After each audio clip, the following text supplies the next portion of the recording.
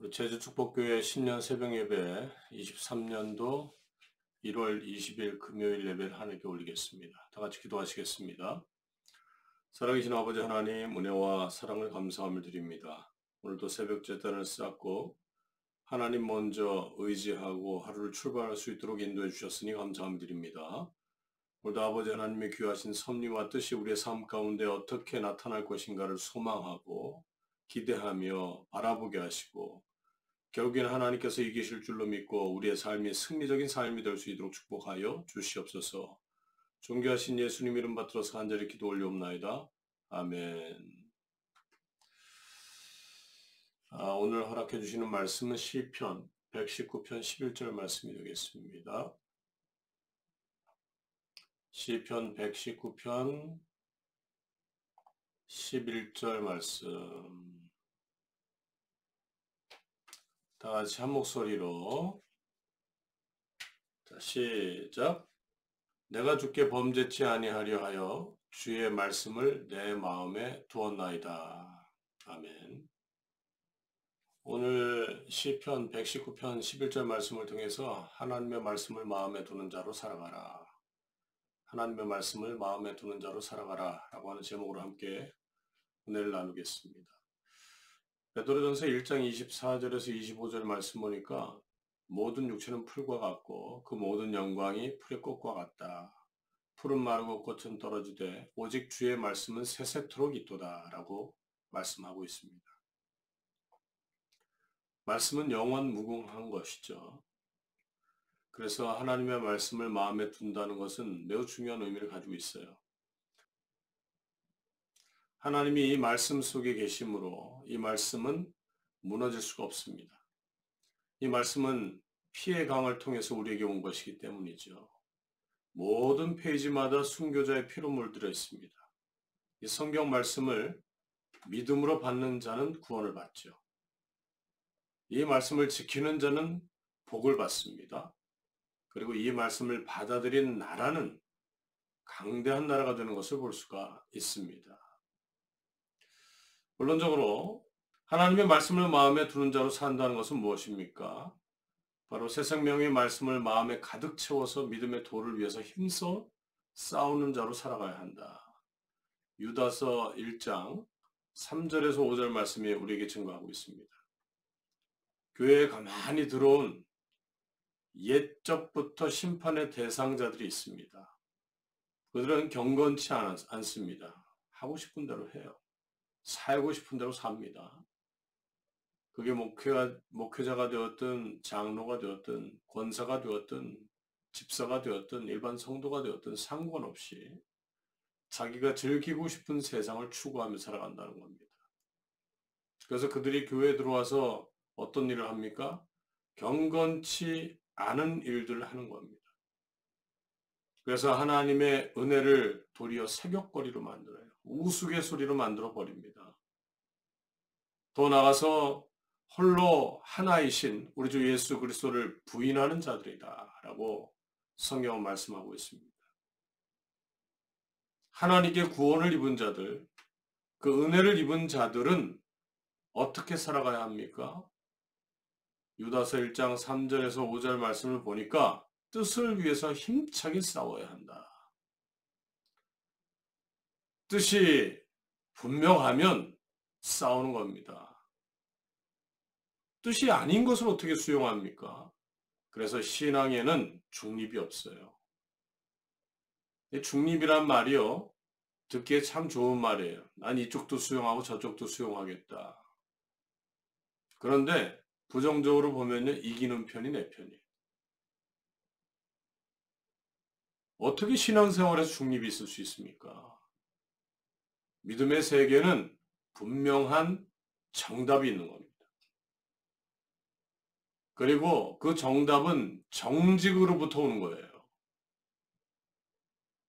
저분이 거짓말은 좀 하지만 삶은 좀 그렇지만 말씀은 잘하잖아. 말씀은 잘 알고 있잖아. 어떻게 거짓 영을 받고 정직하지 않은 사람이 전하는 말씀이 참입니까? 어떻게 그런 모습을 보고 중립을 지킨다라고 말합니까? 절대 있을 수 없는 일입니다. 신앙생활은요, 하나님의 말씀을 마음에 두는 것입니다. 하나님의 말씀을 마음에 두는 사람들은 믿음의 도를 위해서 싸우는 거예요. 인간의 욕망을 위해서, 인간의 욕망 편에 서는 자가 아니라 믿음을 지키기 위해서 싸우는 겁니다.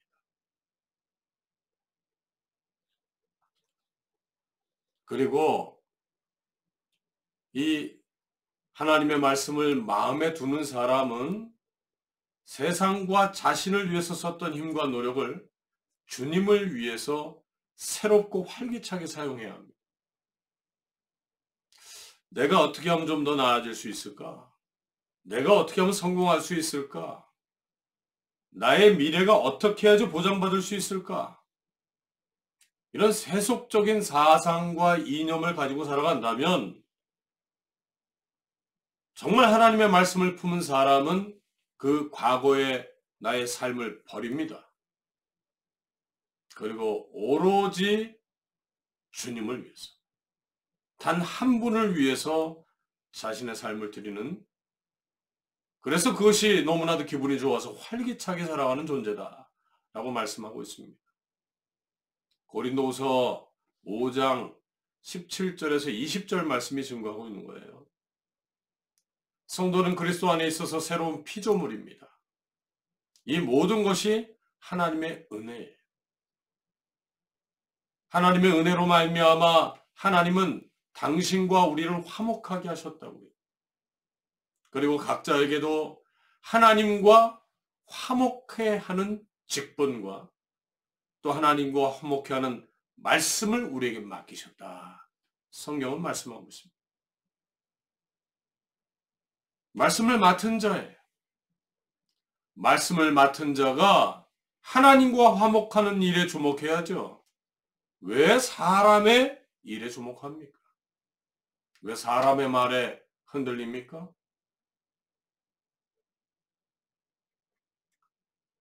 하나님의 뜻을 위해서 목숨을 걸고 그것이 나에게 불이익이 될지라도 뜻을 향한 열정을 놓지 않는 것, 주님을 위해 새롭고 활기차게 살아가는 삶을 사는 것, 그것이 매우 중요한 삶입니다. 그리고 다른 모든 사람들을 하나님과 화목하게 해야죠. 하나님과 화목하게 하는 겁니다, 여러분. 그렇게 살아갈 때 하나님께서 기뻐하실 줄로 믿습니다. 하나님께서 우리에게 말씀을 맡기셨어요. 야, 영수야, 네가 완성해. 여러분 각자 이름을 부르시면서 오늘도 그 말씀을 완성하기를 원하실 줄로 믿습니다. 이제 사람의 말에 그만 귀 기울이세요. 하나님의 말씀만을 붙들고 하십시오. 하나님의 말씀을 의지해서 전전하시기 바랍니다. 그리고 마음에 말씀을 두는 자는 어떤 사람들입니까? 말씀의 자녀들처럼 행동합니다. 에베소 기자는 에베소 5장 8절에서 13절 말씀을 통해서 빛의 자녀들처럼 행하라. 요한복음 기자는 이 빛이 곧 말씀이라고 했잖아요. 말씀이 곧 예수 그리스도를 말씀하고 있고 그 말씀은 태초부터 계셨고 온 우주 만물을 창조하신 말씀이라는 거예요. 창세기 1장에 보면 하나님께서 가라사대 빛이 있으라 하심에 빛이 있었고 말씀으로 온 땅을 창조하셨어요. 온 세계를 창조하셨습니다. 온 우주 만물을 창조하셨습니다. 그때 그 말씀이 예수님 한 분이라는 거예요.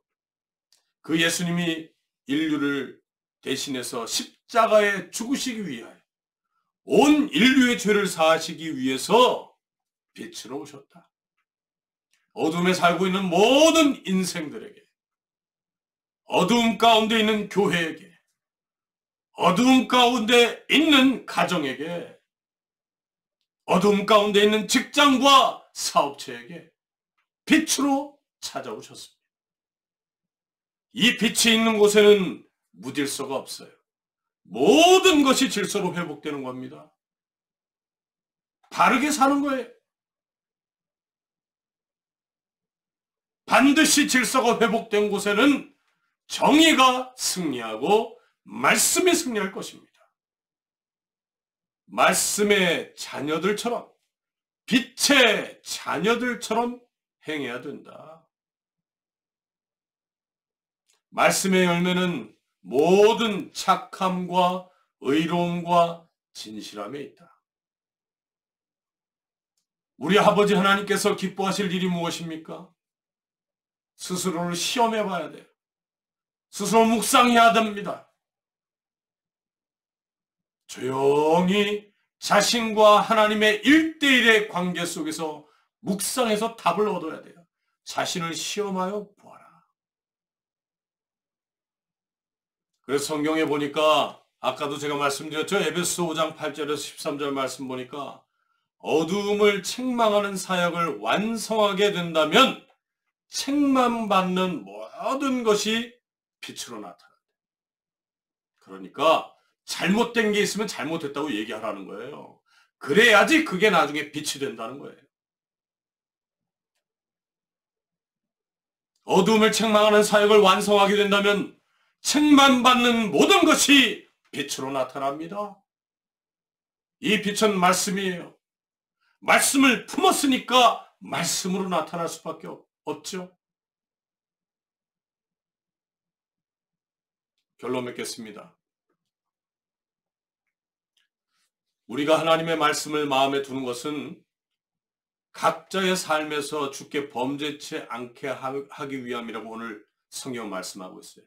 말씀을 나의 마음 가운데 두면 내가 죄를 짓지 못한다는 거예요. 우리가 왜 말씀을 멀리합니까? 내가 편하게 죄 짓기 위해서예요. 한번 여러분 심리적으로 생각해 보세요. 내가 말씀이 불편해지는 그 순간부터 내가 죄인이라는 얘기입니다. 근데 말씀을 딱 마음에 두잖아요? 그러면 내가 오늘 그 순간부터 죄가 물러가는 겁니다. 죄와 멀어지는 거예요. 그래서 시편 기자는 내가 말씀을 마음에 둔다. 왜냐하면 죄를 멀리하기 위해서다. 내가 범죄치 않기 위해서다라고 증거하고 있습니다.